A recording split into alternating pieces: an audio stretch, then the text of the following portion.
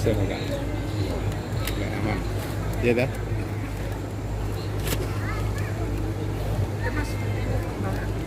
Iya mas.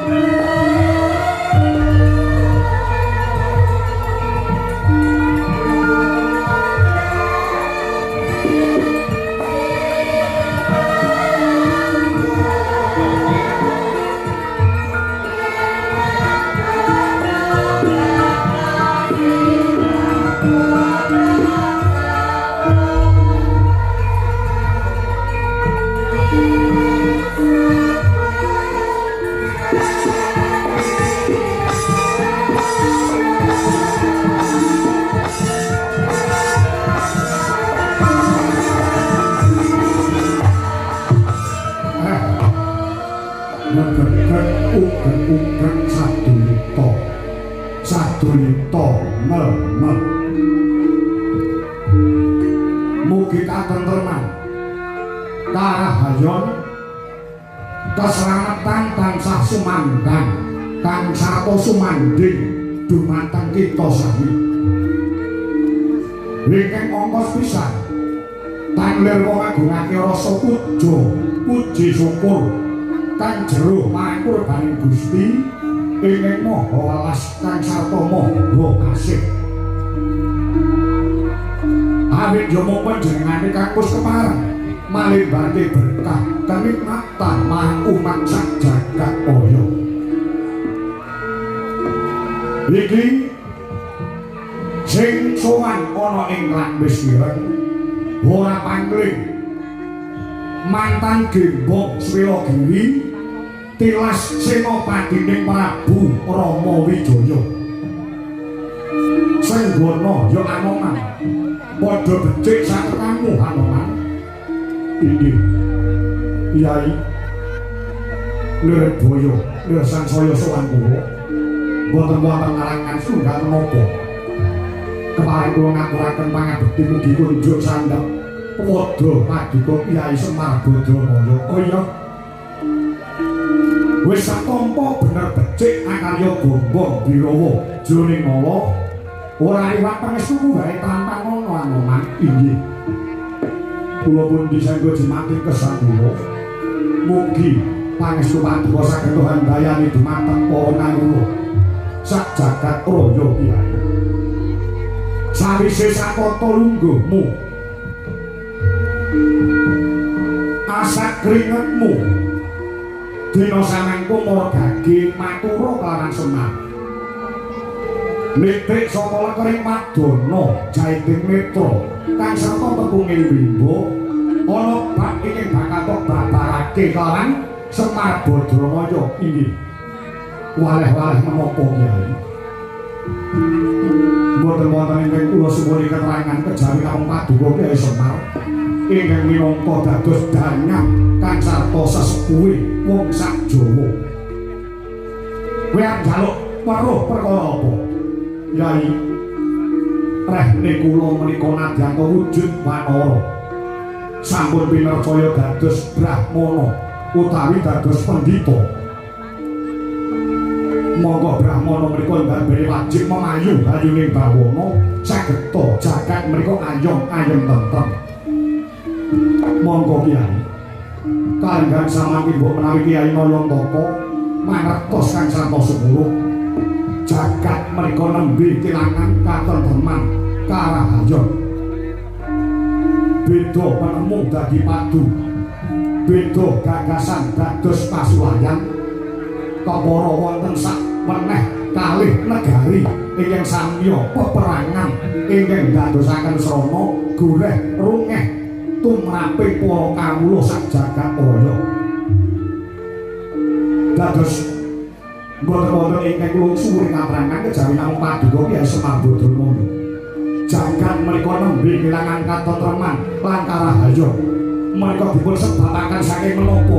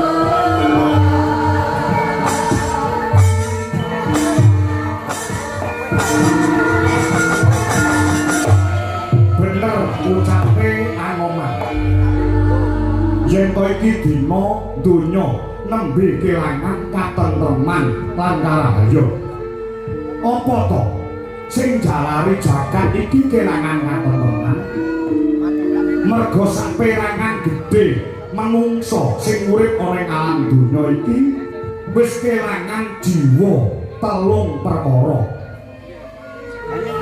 Kejalan jiwa telung perkara iya ana. Ing ana siji, akeh manungsa sing do kelangan jiwa kamanungsane. Ing ana loro, akeh sing do kelangan jiwa katresnan. Sing angka telu, akeh sing do kelangan jiwa kabangsan. Lha kados pundi Nyai? Kelangan jiwa kamanungsan tegese manungsa cakala mangsa wis kalah karo sipate sato kewan. Ilang jiwa kamanungsane. Coba saiki pikir. Ana paribasan sak galak-galake macan ora ana kang kolu mangsa karo gogore dhewe. Sak galak-galake gajah ora ana kang mentolo mateni karo bleduke. Ning cakala mangsa saiki akeh kedadean.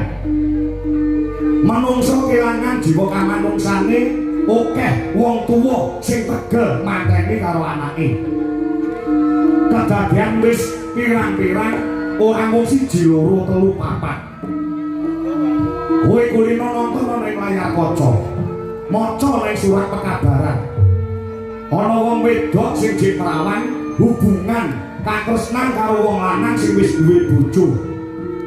Wakasane wong wedok mau meteng isin karo tangga teparo, mongko wong lanang sing ngetengi mau ora gelem tanggung jawab. Lah, tibane mangsa kala nglairke jabang bayi.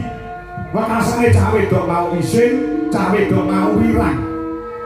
Bayi sing ora ngerti dosa, sakwise dilairke dhewe terus ditekek, dipateni, diguwak ning kali, mula akeh batang-batang bayi sing ditemokne ning pinggir kali. Kuwi sunyata, kuwi kenyataan ana. Ngaten iya iya. Akeh anak sing wani karo bapake. Mara tuwa mateni karo mantune. Anake gugat karo mboke dhewe. Ngono iki kedadean ana. Iki sing diarani manungsa kelangan jiwa kamanungsane. Mongko Gusti ingkang karya jagat anggone nitahke urip tumrape manungsa kuwi tatarane makhluk hidup sing paling dhuwur dhewe. Tataran makhluk hidup ingkang paling andhap piyambak. Wit-witan kuwi tatarane makhluk hidup sing paling ngesor dhewe sebab wit kuwi bisane ya mung urip. Ora dikanteni alam pikiran, ora dikanteni nafsu, kang sarta ora dikanteni rasa isin. Kuwi wit-witan. Mula wit kuwi isane ya mung urip. Urip ning desa ya meneng ae, urip ning tengah kutha ya meneng ae, urip ning tengah ngalas ya ora protes karo sing gawe jagat. Mergo sipate wit kuwi isane ya mung urip. Ngaten iki yo. Nah, tataran sing sak dhuwure kuwi kewan. Kewan kuwi iso urip cara tembunge sing mentereng berkembang biak. Ya. Ning wis dikandani nafsu, ning urung dikandani akal pikiran lan rasa isin. Mula kewan kuwi wit biyen nganti sakyaene isane ya mung urip karo nafsu mangan lan nafsu sanggama. Ning ora duweni rasa isin. Mula wit biyen nganti saiki ora enak kok macan ngatokan jarang nganggo jas ora enak. Ketek nganggo biskat ora enak. Ngaten iki yo. Mergo kewan iki isane yo mung urip lan dikandani nafsu mangan lan sanggama. Ning aja nyepelekne kewan ana. Ki kok saya kedawa-dawa iki.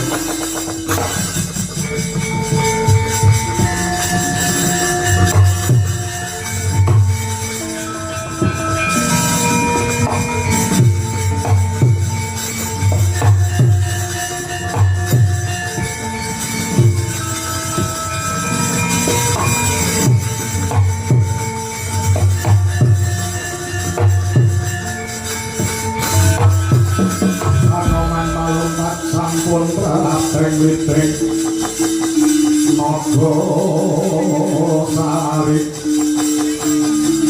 molan pangandhap manujaya kurokake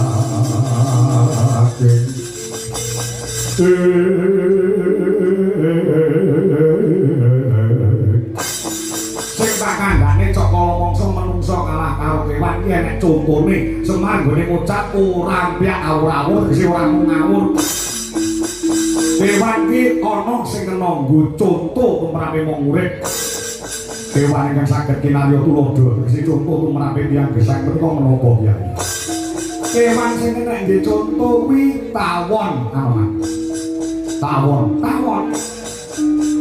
ki kena nggo conto manungsa sebab apa tawon ki ngasilke madu kuwi kanggo bebrayan uripe makhluk liyane klebu manungsa pengen jamu pengen sehat awake nganggo madu sing dihasilke karo tawon kok tau njaluk dhuwit manungsa mergo wis ngasilke madu ning ora tau ngaten Kyai dadi becik-becike makhluk kuwi nek iso piguna tumrap makhluk liyane tumrape wong sing becik iso piguna tumrap wong akeh utawa bebrayan agung tawon iki nek dicontoh iso ngasilke madu tur apike tawon Mas kuwi ora gelem ngentuk nek ora kepepet kuwi tawon kok menungsa wani nggodhong karo tawon dientuk iso abuh menanan tawon ki ora digodho nek ora dijarak ora gelem ngentuk tur apike tawon kuwi sajeke urip kuwi ngentuk ya mung pisan tok bar kuwi wis ora gelem ngentuk neh beda karo wong beda karo menungsa saiki ngentuk krasa penak sesuk ngentuk neh sesuk krasa penak ngentuk somben ngentuk neh ngentuk bojone romarem sakala masa ngentuk bojone tanggane kaya ngono kuwi sing ngono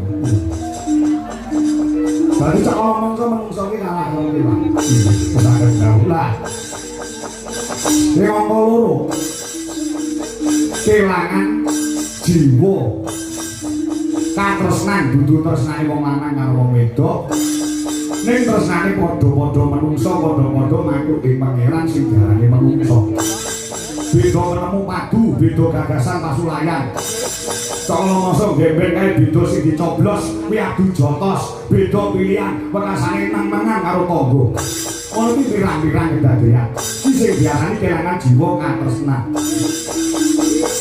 lah ingkang angka 3 kelangan jiwa kabangsan ngerti nek sasi Agustus ki mengerti dina kamardikane negara Nuswantara iki kala mangsa akeh para kawula ki kon masang gendera ning arep omah kuwi ora diuber-uber karo RT RW ora diuber-uber karo kami tuane kala mangsa lali kon masang gendera kanggo ngurmati para pahlawan kusuma bangsa sing wis gugur belani negara iki saengga negara Indonesia iso merdeka kuwi kala mangsa lali ora diuber-uber karo kami tuwa karo carek karo lurahe ngaten ya iya dunia ngesakan dawuh ya nek cara nom-nomane Semar biyen nalika Semar jek nom biyen sabarane Semar nom-noman udakara taun 70 80 kuwi ning jero kamar ning jero centongane wong lanang utawa calanan nom dhisik kuwi sing dipasang ning tembok kuwi gambare para pahlawan kusuma bangsa kaya to Bung Karno kaya to Bung Hatta Cut Nyadin Cut Mutia Jenderal Sudirman Jenderal Supriyadi Pangeran Diponegoro kuwi kamare cah nom dhisik sing dipasang gambar mesti gambare para pahlawan kusuma bangsa jajal kowe saiki dolano ning kamare cah nom-nom apa enek sing gelem pasang gambare pahlawan paling sing dipasang iki gambare wong wedok udo ngoten ya iya iki sing jenenge kelangan jiwa kabangsan waton anoman bisa gandane jiwa 3 perkara jiwa kamanungsan katresnan kabangsan lan kowe iso golek wahyu katentreman jagat iki iso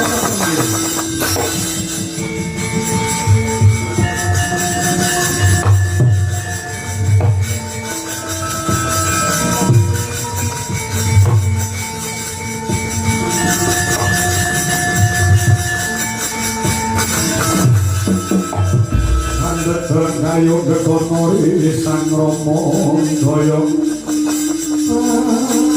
ati sokong kang romo manil pati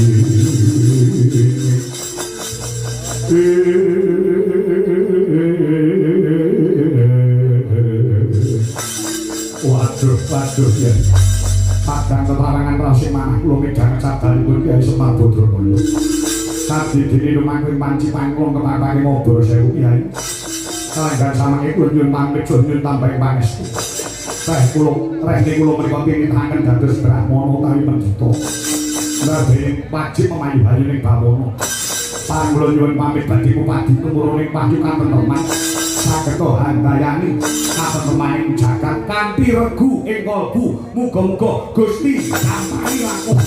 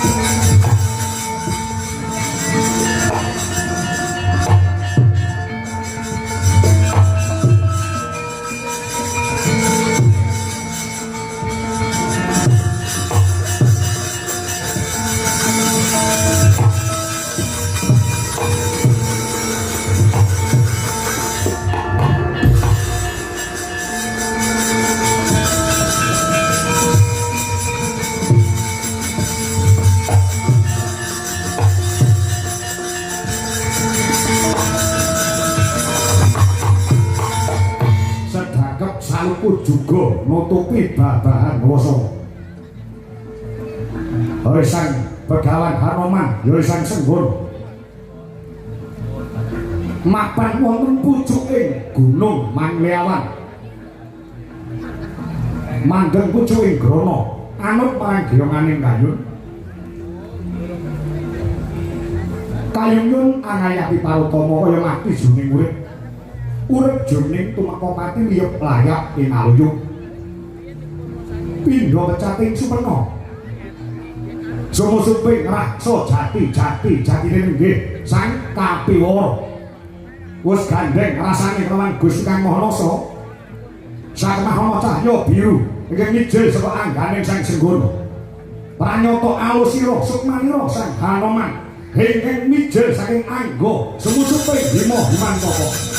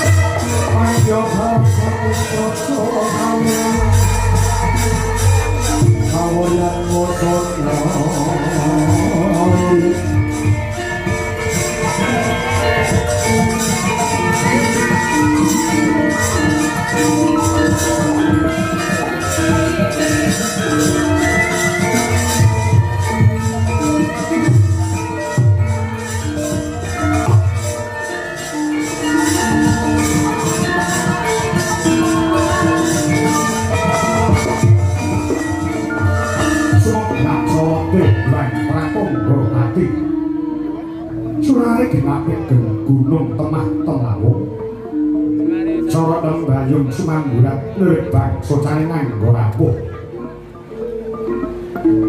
Naratas wangat yang aku tinapi siraping projo ngamato marmo datang lokal kawis wingal gilar punang sirap labet mantulaken sorote juang pratangga pati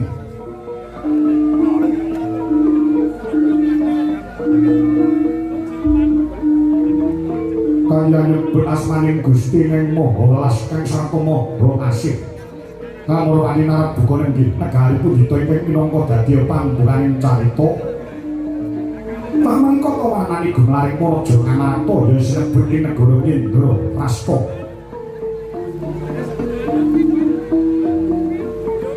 negara kang panjang marang punjung pasir ukir gemah Paripah Loh Jinawi Karta Tata Turajo panjang sejawit domo camani punjung luhur kami bawani pasir kamudra ukir gunung tulus kang sarwa dinandur jinawi murah kang sarwa dimuku gemah katondo para kawula kang sawilang dagang lalaran trahipun dalem ing lurus-lurus datang wonten pedhote labet tamono sang saya ing dalan Aripah jampo monceng ing sami gegirya wonten sampet ing gawe. Ketika jejer Habib bin Aben cukit tepung taritis papan wiyar temah rupak saking gemah ranjane praja. Kato dene para kawula ingkang madusunan samya tentrem atine mungkul pangoleh tetanem. Sami ngono Jaya kebo sapi pipiwin nalana cinancangan lamun to rahina aglar ing panggonan marang desa Surya mulih pangandangi dhewe-dhewe. Raharja dene wis saking pamuka para mantri buat samya pun kapal tanane. Wicaksana lipate nawuh utus marang mangembating praja. Marang datang mungkal golong Ngamarta kena dinarani negara kang gedhe obore padang jagati dhuwur ukuse adoh lawan kuncane. Kawit kasembuh pangabane Sang Nata Prabu Punta Dewa ya Sang Prabu Yudhistira Darma Putra Darma Wangsa Guna Tarikrama ya Sang Sada Dwija Mangka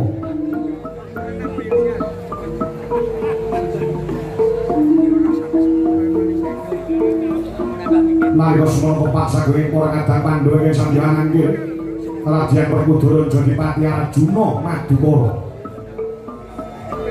dalasan ingkang mungguing kontak Satya Kembar mangkula sedhiwa ing ngumpulaken pasibane para wadya bala Ngamarta pegambeh lapar kongsi doyong pancak suci alun-alun dereng antos kawijaya pangandhane Sang Nata Punta Dewa Kasaro Prantanio Sang Remban Begawan Duruna dalasan mati hale sing muni kadonya wicara cerak saya den arak-araken sigra pinarakaken enggak Nanggih sandah Hyang Durna lan kira mati sing muni kidung pendek minangka pralamita kamuta Sang Nata harsa medhar sadha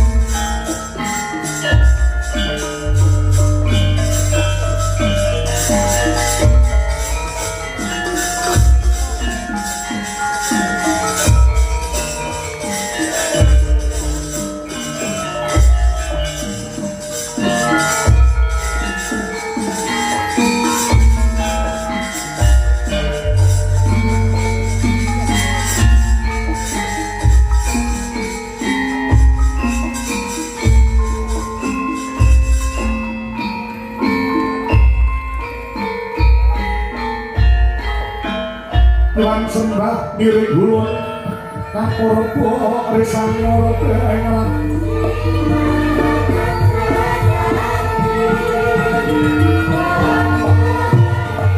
ing sahananing kanekana sehingga asih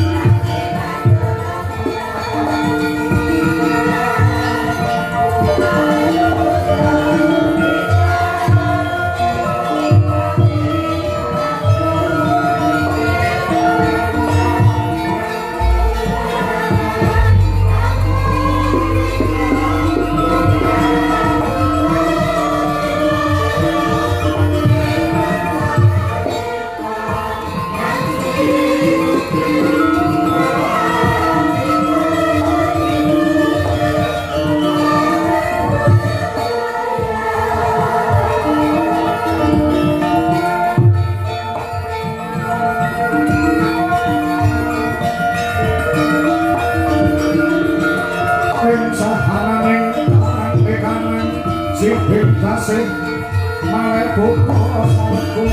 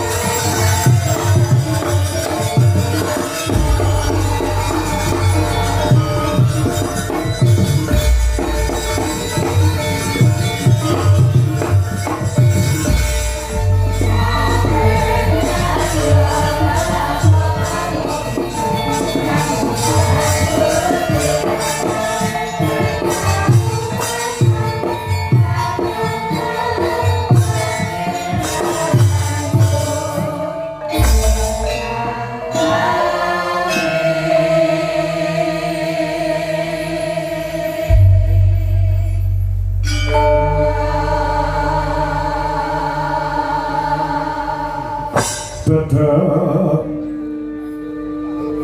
tidem pergarane